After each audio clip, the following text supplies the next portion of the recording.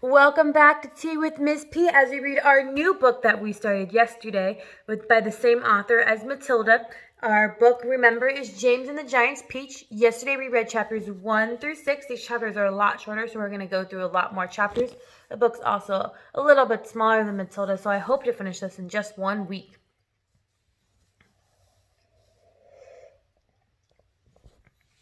To summarize, to think about what we read yesterday, because good readers think about what they've already read before they keep reading, we learned about James Henry Trotter, who's the main character. His parents were eaten by a rogue rhinoceros while they were in London. Because his parents got eaten by that rhinoceros, he now has to live with his two aunts, Aunt Spiker and Aunt Sponge, who aren't very nice to him. We also learned that one day while James was in his yard, a man came up to him with these magic beans, and he gave them to James to use to make himself better, to have all of his dreams come true. Unfortunately, James tripped and they fell onto the ground. So they all disappeared and he couldn't get them back. Right before I had to stop reading, we learned that the peach tree in their yard that has not grown peaches in a really long time started growing a small peach. And it got bigger and bigger and bigger. So Aunt Spiker, Aunt Sponge, and James, where we left them, were looking up at this growing peach on the tree. So let's keep reading to see what we learn more. Chapter 7. The two women and the small boy stood absolutely still on the grass underneath the tree, gazing up at this extraordinary fruit. James's little face was glowing with excitement. His eyes were as big and bright as 2 stars. He could see the peach swelling larger and larger, as clearly as if a balloon were being blown up. In half a minute, it was the size of a melon. In another half a minute, it was twice as big again. "Just look at it grow!" Aunt Spiker cried. "Will it ever stop?" Aunt Sponge shouted, waving her fat arms and starting to dance around in circles. And now it looked so big, like an enormous butter-colored pumpkin dangling from the top of the tree. "Get away from the trunk, you stupid boy!" Aunt Spiker yelled. "The slightest shake and I'm sure it'll fall. It must weigh 20 or 30 pounds at least." The branch that the peach was on began to bend further and further because of the weight. "Stand back!" Aunt Sponge shouted. "It's coming down! The branch is going to break!" But the branch didn't break. It simply bent more and more as the peach got heavier and heavier, and it still went on growing. In another minute, this mammoth fruit was as large and round and fat as Aunt Sponge herself, and probably was just as heavy. "It has to stop now," Aunt Spiker yelled. "It can't go on forever." But it didn't stop. Soon it was the size of a small car, and it reached halfway to the ground.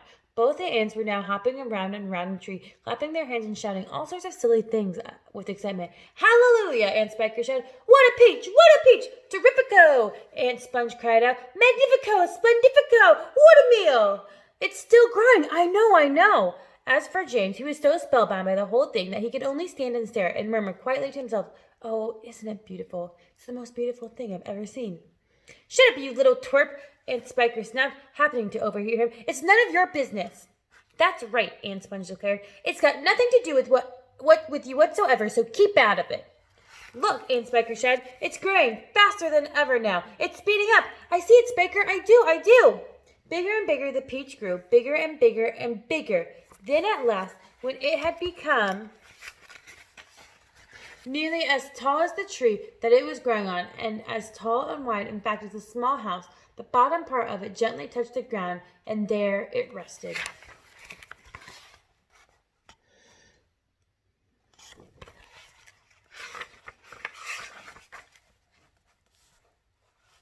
"It can't fall off now," Aunt Sponge shouted. It stopped growing," Aunt Spiker cried. "No, it hasn't." "Yes, it has. It's slowing down, Spiker. It's slowing down, but it hasn't stopped. You watch it."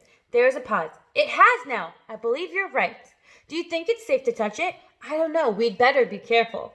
Aunt Sponge and Aunt Spiker began to walk slowly around the peach, inspecting it very cautiously from all sides. They were like a couple of hunters who had just shot an elephant and were not quite sure whether it was dead or alive. The massive round fruit towered over them so high that it looked like midgets from another world beside it. The skin of the peach was very beautiful, a rich, buttery yellow of patches with brilliant pink and red. Aunt Sponge advanced cautiously and touched it with the tip of one finger. "It's ripe," she cried. "It's just perfect. Now, see here, Spiker, why don't we go and get us a shovel right away and dig out a big hunk of it just for you and me to eat?" "No," Aunt Spiker said, "not yet." "Why ever not?" "Because I said so." But I can't wait to eat some, Aunt Sponge cried. She was watering at the mouth now with a thin trickle of spit that was running down one side of her cheek. My dear Sponge, Aunt Spiker said slowly, winking at her sister and smiling a sly, thin-lipped smile. There's a pile of money to be made out of this if you can only handle it right. You wait and see. Chapter 8. The news that a peach almost as big as a house had suddenly appeared in someone's garden spread like wildfire across the countryside. The next day, a stream of people came scrambling up the steep hill to gaze upon this marvel. Quickly, Aunt Sponge and Aunt Spiker called in carpenters and had them build a strong fence around the peach to save it from the crowd. And at the same time, these two crafty women stationed themselves in the front of the gate with a large bunch of tickets and started charging everyone to come in.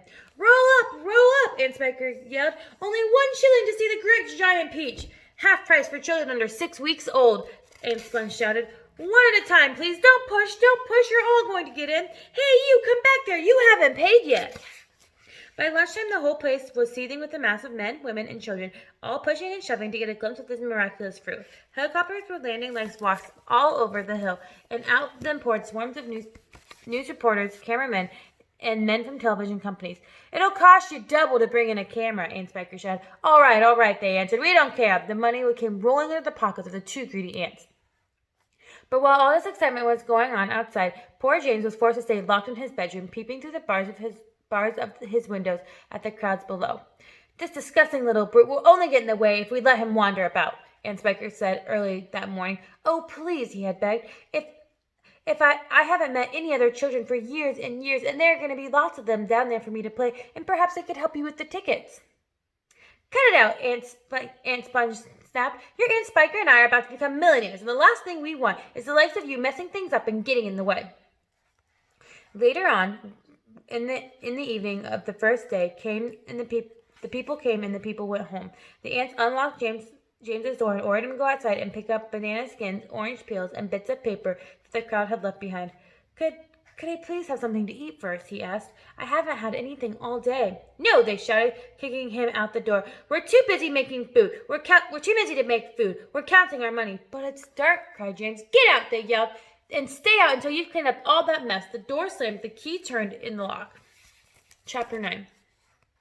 Hungry and trembling, James stood alone out in the open, wondering what to do.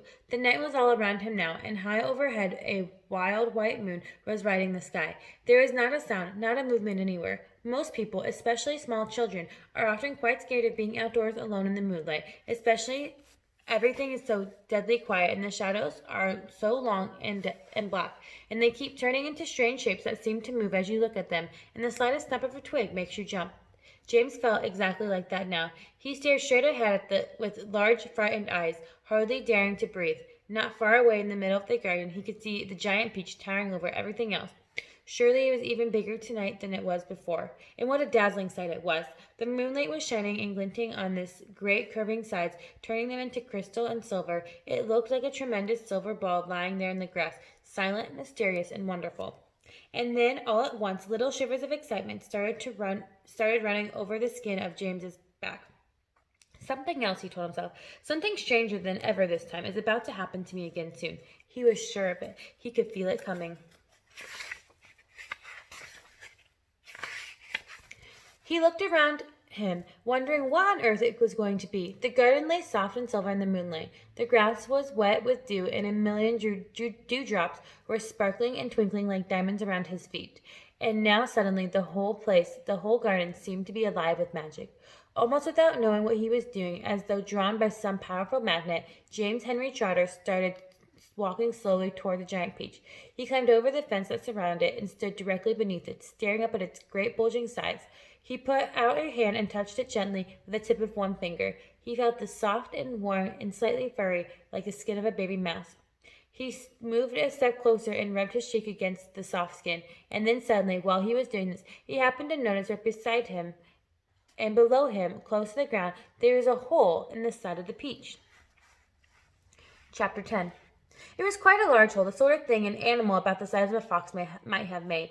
James knelt down at the front of it and poked his head and shoulders inside. He crawled in. He kept crawling. This isn't just a hole, he thought excitedly. It's a tunnel. The tunnel was damp and murky, and all around him there was a curious bittersweet of fresh peach. The floor was soggy under his knees, and the walls were wet and sticky, and the peach juice was dripping from the ceiling. James opened his mouth and got some of it in his tongue. It tasted delicious. He was crawling uphill now, and though the tunnels were leading straight toward the very center of the gigantic fruit, every few seconds he paused and took a bite out of the wall. The peach flesh was sweet and juicy and marvelously refreshing. He crawled on for several yards more, and then suddenly, bang! The top of his head bumped into something extremely hard, blocking his way. He glanced up. In front of him there was a solid wall that seemed at first as though it were made of wood. He touched it with his finger. It certainly felt like wood, except that it was very jagged and full of deep grooves. Good heavens, he said. I know what this is. I've come to the stone in the middle of the peach. Then he noticed that there was a small door cut into the face of the peach stone. He gave it a push. It swung open. He crawled through it, and before he had time to glance up and see where he was, he heard a voice saying, "Look who's here!" And another one said, "We've been waiting for you." James stopped and stared at the speakers, his face white with horror. He started to stand up, but his knees were shaking so much that he had to sit down again on the floor. He glanced behind him, thinking that he could bolt back into the tunnel the way he had come, but the doorway had disappeared. There was now only a solid brown wall behind him. There's the inside of the peach, and right there is the center of the peach, called the pit. Chapter 11. James's large prying eyes traveled slowly around the room. The creatures, some sitting on chairs, others reclining on the sofa, were watching him intently. Creatures, or were they insects? An insect is usually something rather small, is it not? A grasshopper, for example, is an insect. So what would you call if you saw a grasshopper as large as a dog? As large as a large dog. You could hardly call that an insect, could you? There's an old green grasshopper as large as a large dog sitting on the stool directly across the room from James now. Next to the old green grasshopper, there was an enormous spider. And then next to the spider, there was a giant ladybug with 9 black spots on her scarlet shell. Each of these 3 was squatting upon a magnificent chair. On the sofa nearby, reclining comfortably in the curled-up position, there was a centipede and an earthworm. On the floor over on the far corner, there was something thick and white that looked as though it might be a silkworm, but it was sleeping soundly and nobody was paying attention to it. Every one of these creatures was at least as big as James himself. In a strange greenish light that shone down from somewhere in the ceiling, they were absolutely terrifying to behold. "I'm hungry," the spider announced suddenly, staring hard at James. "I'm famished," the old green grasshopper said. "So am I," the ladybug cried. The centipede sat up a little straighter on the sofa. "Everyone's famished," she said. "We need food." 4 pairs of round, black, glassy eyes were all fixed upon James. The centipede made a wiggling movement with his body as though he were about to glide off the sofa, but he didn't. There was a long pause and a long silence. The spider, who had happened to be a female spider, opened her mouth and ran a long black tongue delicately over her lips. "Aren't you hungry?" she asked suddenly, leaning forward and addressing herself to James. Poor James was backed up against the wall, shivering with fright and much too terrified to answer. "What's the matter with you?" the old green grasshopper asked. "You look positively ill."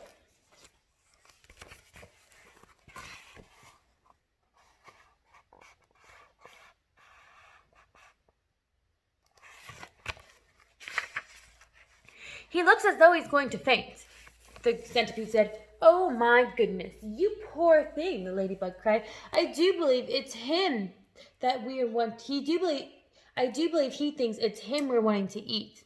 There was a roar of laughter from all sides. "Oh dear," they said. "What an awful thought. You must have been frightened," the ladybug said kindly. "We wouldn't dream of hurting you. You're one of us now. Didn't you know that? You're one of the crew.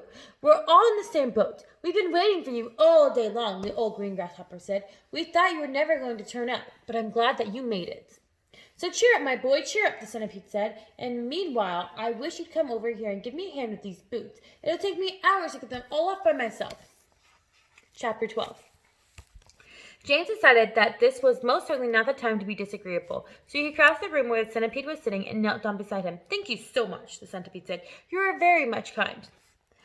"You have a lot of boots," James murmured. "Well, I have a lot of legs," the centipede answered proudly, "and a lot of feet, 100 to be exact." There he goes again, the earthworm cried, speaking up for the first time. He simply cannot stop telling lies about his legs. He doesn't have anything like 100 of them. He's only got 42. The trouble is that most people don't bother counting them. They just take his word. And anyway, there's nothing marvelous, Centipede, about having a lot of legs. Poor fellow, the centipede said, whispering in James' ears. He's blind. He can't see how splendid I look. In my opinion, the earthworm said, it's really marvelous thing to have no legs at all, to be able to just walk just the same. You call that walking? Cried the centipede. You slitherer. That's what you are. You slither along. I glide, the earthworm said primly. You are a slimy beast, answered the centipede. I'm not a slimy beast, the earthworm said. I'm a useful and much-loved creature. Ask any gardener you like. And for you, I am a pest, the centipede announced, grinning broadly and looking around the room for approval. He is just so proud of that, the ladybug said, smiling at Jim, though for the life of me I cannot understand why. I'm the only pest in this room, cried the centipede, still grinning away, unless you count the old green grasshopper over there, but he is long past it now. He's too old to be a pest anymore. The old green grasshopper turned his huge black eyes upon the centipede and gave him a withering look. Young fellow, he said, speaking in a deep, slow, scornful voice, I have never been a pest in my life. I am a musician. Hear, hear, said the ladybug. James, the centipede said. Your name's James, isn't it? Yes. Well, James, have you ever in your life seen such a marvelous, colossal centipede as me? I certainly haven't, James answered. How on earth did you get to be like that? Very peculiar, the centipede said. Very, very peculiar indeed. Let me tell you what happened. I was messing around the garden with an old peach tree, and suddenly a funny little green thing came whizzing past my nose. Bright green as it was, and extraordinarily beautiful, it looked as though some kind of tiny stone or crystal. Oh, I know what it was, cried James. It happened to me, too, said the ladybug. And me, said Miss Spider. Suddenly there were little green things everywhere. The soil was full of them. I actually swallowed one, the earthworm declared proudly. So did I, the ladybug said. I swallowed 3, the centipede cried. But who's telling the story anyway? Don't interrupt. But it's too late to tell stories now, the old green grasshopper announced. It's time to go to sleep. I refuse to sleep in my boots, the centipede cried. How many more until they come off, James? I think I've done about 20 so far, James told him.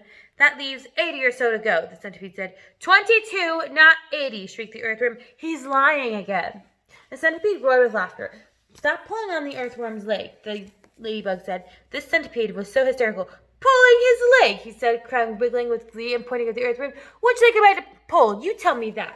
James decided that he had rather liked the centipede. He was obviously a rascal, but what a change it was to hear somebody laughing once in a while. He had never heard Aunt Sponge or Aunt Spiker laughing aloud in all the time he had been with them. We really must get some sleep, the old grasshopper said. We have got a tough day ahead of us, so would you be kind enough, Miss Spider, to make us some beds?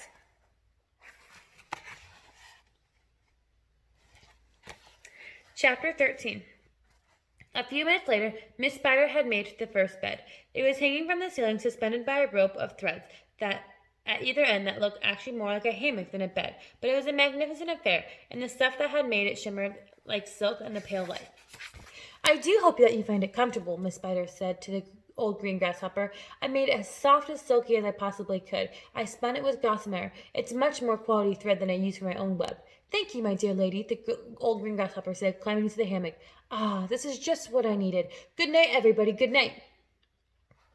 Then Miss Spider spun the next hammock, and the ladybug got in. After that, she spun a long one for the centipede, and an even longer one for the earthworm. How do you like your bed? She said to James when it came to his turn. Hard or soft? I like it soft. Thank you very much, James answered. For goodness sake, stop staring around the room and get on with my boots, the centipede said. You and I are never going to get any sleep at this rate, and I kindly line them up neatly in pairs as you take them off. Just don't throw them over your shoulders. James worked away frantically on the centipede's boots. Each one of them laces had to be untied and loosened before it could be pulled off, and to make matters worse, all the laces were tied up in the most complicated knots that had to be unpicked with fingernails.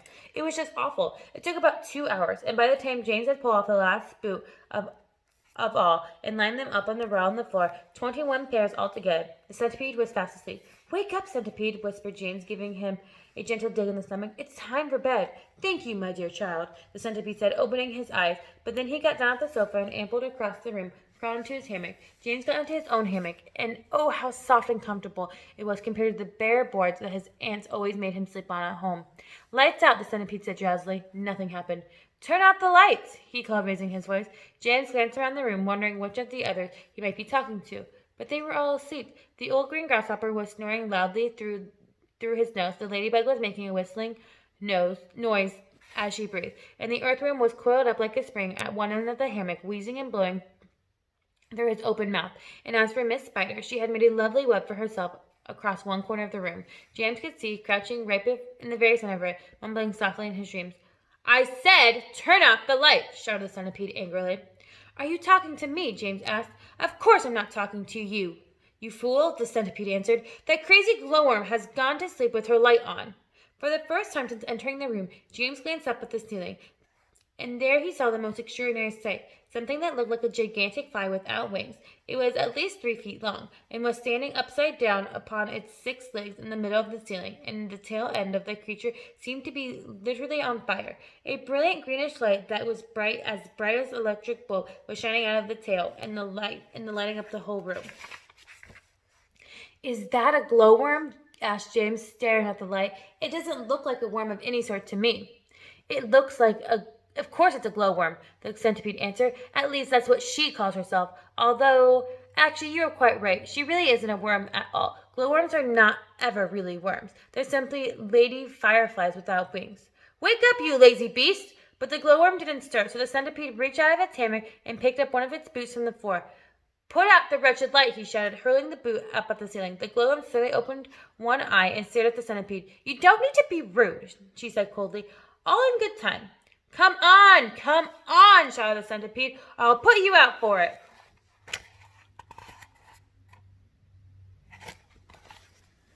Oh, hello, James, the glowworm said, looking down and giving James a little wave and smile. I didn't see you come in. Welcome, my dear.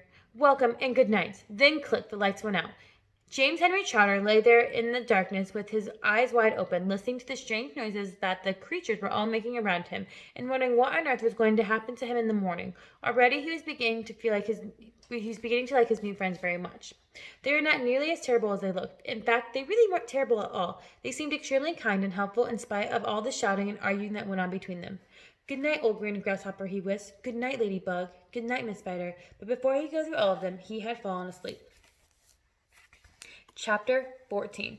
We're off, someone shouted. We're off at last. James woke up with a jump and looked about him. The creatures were all out of their hammocks and moving excitedly around the room. Suddenly the floor gave a great heave, as though the earthquake were taking place. Here we go, shouted the old green grasshopper, hopping up and down with excitement. Hold on tight. What's happening? James cried, leaping out of his hammock. What's going on? The ladybug, who was obviously a kind and gentle creature, came over and stood beside him. In case you didn't know it, she said, we're about to depart forever from the top of the ghastly hill that we've been living on for so long. We're about to roll away inside the great, big, beautiful Peach to a land of what? James asked. Never mind you, said the ladybug. But nothing could be worse than this desolate hilltop with these 2 repulsive aunts of yours. Hear, hear, they all shouted. Hear, hear. You may not have noticed it, the ladybug went on, but the whole garden, even before it reaches the steep edge of the hill, happens to be on a steep slope, and therefore the only thing that has been stopping this peach from rolling away at the beginning is a thick stem attached to the tree. Break off a stem, and here we go. Watch it, cried Miss Spider, as the room gave another violent flourish. Here we go. Not quite, not quite. At this moment, continued the ladybug, our centipede, who had a pair of jaws as sharp as razors, was up on top of the peach, nibbling away at the stem. In fact, he must be nearly through it, and you could tell from the way he was lurching about. Would you like me to take you under my wings so that you wouldn't fall over when we're rolling? That's very kind of you, James said, but I think I'll be all right. Just then, the centipede stuck his grinning face through the hole of the ceiling and shouted, I've done it! We're off! We're off! Cried the others. We're off! The journey begins, shouted the centipede, and who knows where it'll end, muttered the earthworm, and if you have anything to do with it, it can only mean trouble. Nonsense, the ladybug said. We're about to visit the most marvelous places and see the most wonderful things. Isn't that so, Centipede? There is no knowing what we shall see, cried the Centipede. We may see a creature with 49 heads who lives in a desolate snow, and whenever he catches a cold, which he dreads, he has 49 noses to blow. We may see a venomous spotted scrunch who can chew up a man with one bite. It likes to eat 5 of them roasted for lunch and 18 for its supper at night. We may see a dragon, but nobody knows. We won't see a unicorn there. We may see a terrible monster with toads growing out of its tufts of its hair. We may see a sweet little bitty bright hen, so playful, so kind, and well-bred. And such beautiful eggs, you just boil them, and then they explode and blow off your head. We may get lost frozen by a frost. We may die in the earthquake of tremor. Or nastier still, we may be tossed in the horns of a furious dilemma. But who cares? Let us all go from this horrible hill. Let us roll, let us bowl, let us plunge. Let us go rolling and bowling and spinning until we're away from old Aunt Spiker and Aunt Sponge. 1 second later, slowly and insidiously, oh, most gently, the great giant Peach started to lean forward and steal into motion. The whole room began to tilt over, and all the furniture went sliding across the room and crashed against the wall. So did James, and the ladybug, and the old green grasshopper, and Miss Spider, and the earthworm, also the centipede, who just come slithering quickly down the wall.